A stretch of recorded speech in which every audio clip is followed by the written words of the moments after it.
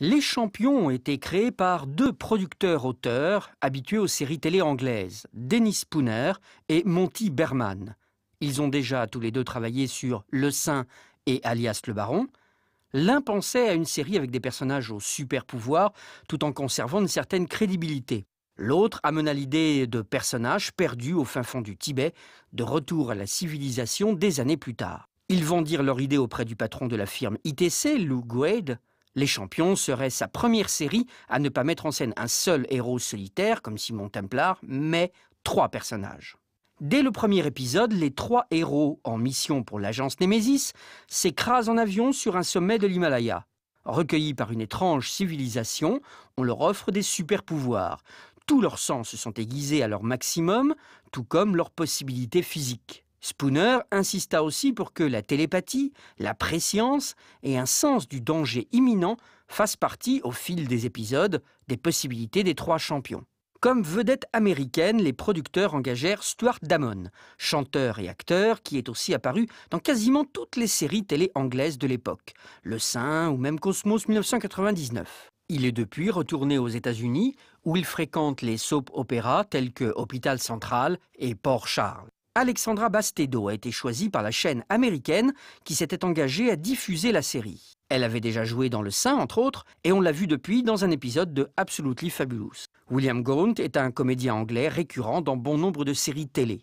L'intégralité de la série fut tournée en Angleterre, dans les studios de Elstree. Quand il s'agissait de reconstituer les nombreux pays où l'action était censée se dérouler, un bout de film documentaire et un tournage en extérieur dans les alentours du studio suffisaient. Même le bâtiment du Némésis, supposé être à Genève, près du lac Léman, était en fait un décor situé à 25 minutes des studios. En effet, tourner tout un épisode en extérieur, à Londres par exemple, comme ce fut le cas de l'épisode L'Appât, n'était pas rentable. L'épisode mit 5 semaines pour être terminé, 3 de trop. Chaque épisode était en effet tourné en 2 semaines. Le tournage commença en février 1967, non pas avec les origines des champions, mais avec les épisodes L'île Noire, puis avec Trafic d'armes. Ainsi, les acteurs pouvaient apprendre à se connaître mieux avant de tourner les origines de leurs personnages et donc le tout premier épisode qui serait diffusé. Ce dernier demanda, lui, 4 semaines compte tenu de sa complexité. Les montagnes du Tibet étaient en effet reconstituées en studio. C'est Cyril Frankel qui le réalisa et donna à la série tout son style visuel. Dans l'épisode suivant, Opération Antarctique, Alexandra Bastedo n'apparaissait pratiquement pas. C'était le moyen trouvé pour que, régulièrement, une des vedettes puisse prendre un peu de repos. On découvrira en cours de série un autre pouvoir des champions, celui de voir la nuit comme en plein jour. C'était dans l'épisode L'évasion. Et c'est dans La Cage dorée que nous découvrons l'appartement de Richard Barrett au 376 Carlton Buildings, censé être à Genève.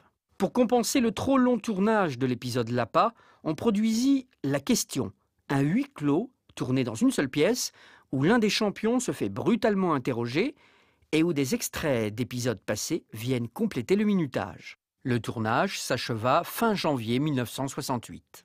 Après le succès de cette série, les 2 producteurs s'attelèrent à leur prochain projet, Département S, une série avec, une fois de plus, 2 héros et une héroïne.